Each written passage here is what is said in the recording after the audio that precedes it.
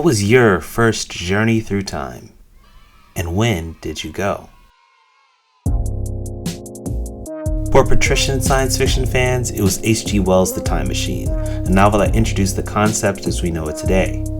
For many, it was the Back to the Future trilogy. Witnessing Marty McFly's multi-part marathon through multiple timelines is a magical experience, and while I love those movies, it was not my first foray into the fictional time stream.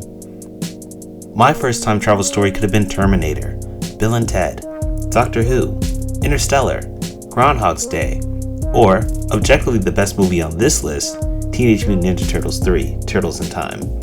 That one was my second. My first exposure to time travel in fiction is a story that doesn't know that it's about the futility of social progress, or that it suggests that the legacy of one of the most discussed people in US history is as good as ash blowing in the wind. Today, I would like to go back to 1998 and honor a friend who is often remembered but rarely understood. My name is Shane, this is my show, and I'd like to reintroduce you to our friend, Martin.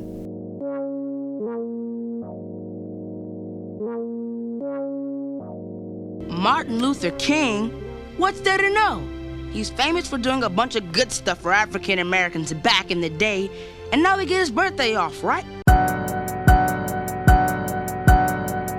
Our friend Martin is evidence of a phenomenon I have long believed to be true, even when I watched it as a kid. MLK is the Black Santa Claus. Think about it. MLK is the subject of movies, plays, books, museums, you name it.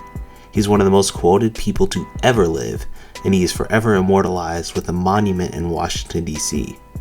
People across the political spectrum have claimed that if he were alive, he would totally agree with them. And sure, I'd never been to a mall and sat on a costume Martin's lap, but I grew up on his block. Martin Luther King is a part of the American myth, and it's only fitting that in the late 90s, Deke Animation gave him something that only the strongest myths, like Santa, get: an animated special.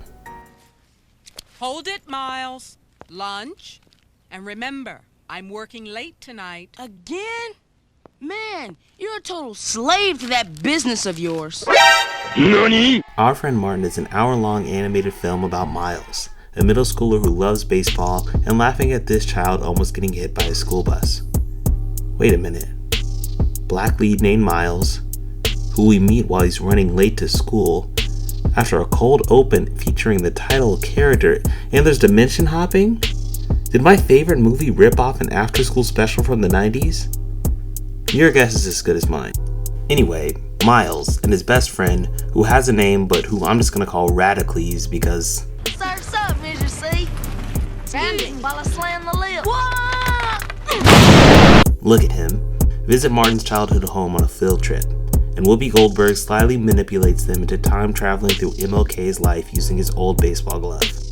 They meet Martin as a tween, a teen, a young man, and they meet his father, voiced by Mufasa himself, James Earl Jones. The group expands to include Kyle, aka Young Kingpin, and Maria, Cesar Chavez fan and true comrade. How your dream paved the way for people like Cesar Chavez. And General Colin Powell? After attending the March on Washington and finding out that Martin didn't exactly die in his sleep, Miles, Radicles, and the rest of the Burger King Kids Club decide to bring tween Martin back to the present. And that's when things get interesting. Most Christmas movies featuring Santa usually feature the end of Christmas as the threat, because it feels appropriately apocalyptic for the kids watching. Christmas is a point of consistency, and what kind of sick world do we live in if it doesn't happen? Our friend Martin essentially does the same thing with MLK Day. When Miles and young Martin arrive in the present, they find a parallel universe where Dr. King never existed. Everyone, including his best friend Radicles, is casually racist and misogynistic. Maria is a maid at the school, can't speak English, and his mom is working multiple jobs to keep their home. The world is in dire straits without MLK's legacy, but in watching it again, I couldn't help but think about how Martin was received while he was alive. In her foreword to the 90s edition of the autobiography of Malcolm X, Malcolm's daughter Atala Shabazz noted that the way her father was treated during his lifetime robbed him of any peace in knowing that his life and contributions mattered, and that his family would live without jeopardy or repercussion. While Our Friend Martin is about Malcolm's contemporary, the legacy of both Martin and Malcolm is marked by this tragic dimension. They were hated in their time, but our friend Martin paints Martin as a messianic figure in its cold open and climax, where Martin returns to the past to face his destiny while refusing to let Miles tell him just what that destiny is. Go! Miles, we all have a destiny in life. This is mine. Seeing you with your friends before, how you all got along so well, that's a wonderful thing. Yeah, but there's something I didn't tell you. If you go back... No, please don't tell me anymore. Am I right? Right. Thank you for being my friend, Miles. I hope I get to remember you. By framing Martin's life and assassination as predestined events, the movie communicates that his exceptional existence alone ended the Jim Crow era. The MLK of today is, like Santa Claus, an idea, a set of concepts and quotes that sprung forth to replace a real, murdered man. MLK is remembered as a perpetual martyr, his death a tragic requisite for the forgiveness of America's original sin. Maybe the work I was supposed to do never happened because I wasn't there to do it. But how can one person's life cause so much change? This ultimately makes the parallel universe plot more tragic in retrospect, because the bad present that his life and death was supposed to prevent is eerily similar to the present that I grew up in. When Miles and Martin arrive at Miles' old school, Miles is shocked to find that it's now named after Robert E. Lee instead of Martin Luther King. This revelation is supposed to be shocking, but I went to a Robert E. Lee elementary school in Tulsa, Oklahoma, and I was born the year this movie came out. The school was just renamed last May. I remember my first grade teacher reading us a storybook about how General Lee was a national hero and inspiring leader, in the same hushed tones that the characters in Our Friend Martin speak about Martin.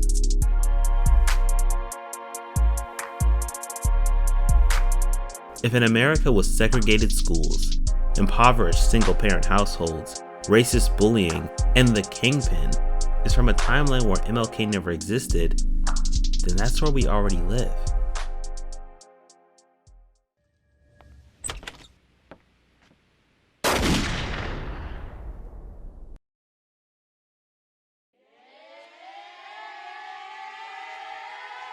Ironically, by affirming the importance of the civil rights movement and its most famous participant, the movie highlights how much of the movement's work has been sanitized and destroyed in its aftermath.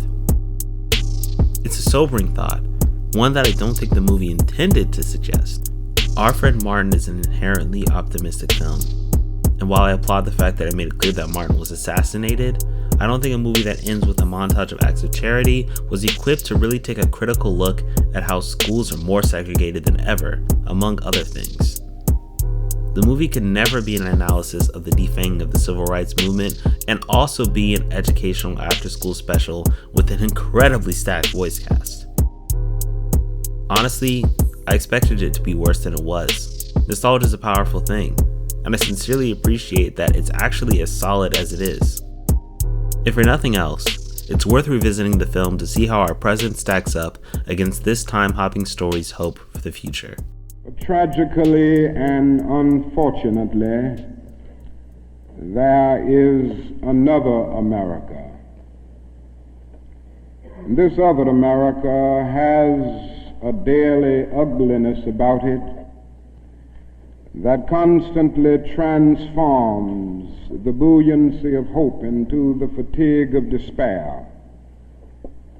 In this America, millions of work-starved men walk the streets daily in search for jobs that do not exist.